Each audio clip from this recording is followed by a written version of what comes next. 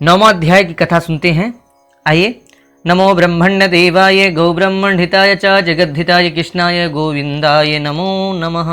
9वें अध्याय की कथा कहते हैं, भगवान विष्णु कहते हैं, राजा पृथु बोले, हे श्रेष्ठ मुनि, नारद जी अपने कार्तिक मास के व्रत में जो तुलसी की जड़ में भगवान विष्णु का निवास बताकर उस स्थान की मिट्टी का पूजन करना बतलाया है, अतः मैं तुलसी जी के महात्म को सुनना चाहता हूँ।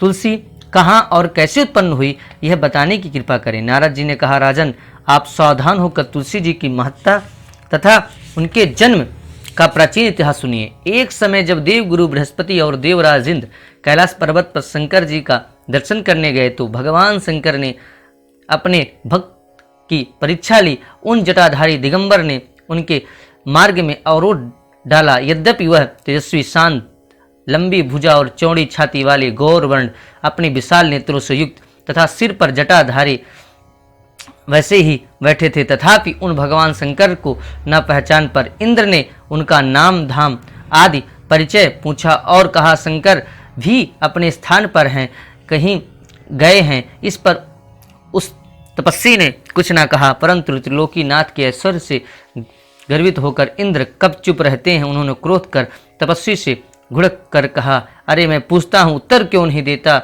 मैं अभी तुझे वज्र से मारता हूँ, फिर देखता हूँ तुझे दुर्मित की रक्षा कौन करता है। ऐसा क्रुद्ध होकर इंद्र ने ज्यों ही उस दिगंबर को मारने के लिए हाथ में वज्र लिया, तो ही भगवान शंकर ने वज्र सहित इंद्र का हाथ स्तंभित कर दिया और विकराल नृत्य कर भगवान शंकर ने उसे देखा।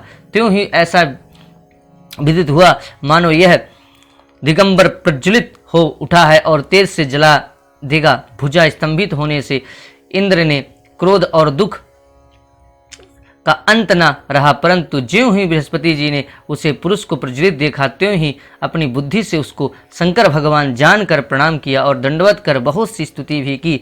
फिर इंद्र ने भी भगवान शंकर से कहा, हे दीननाथ, हे महादेव, अपना क्रोध रोककर इंद्र के अपराध को क्षमा कीजिए। बृहस्पति के यह वचन सुनकर महेश्वर गंभीर वाणी से बोले, मैं अपने नेत्रों से निकाले हुए क्रोध को कैसे रोकूं?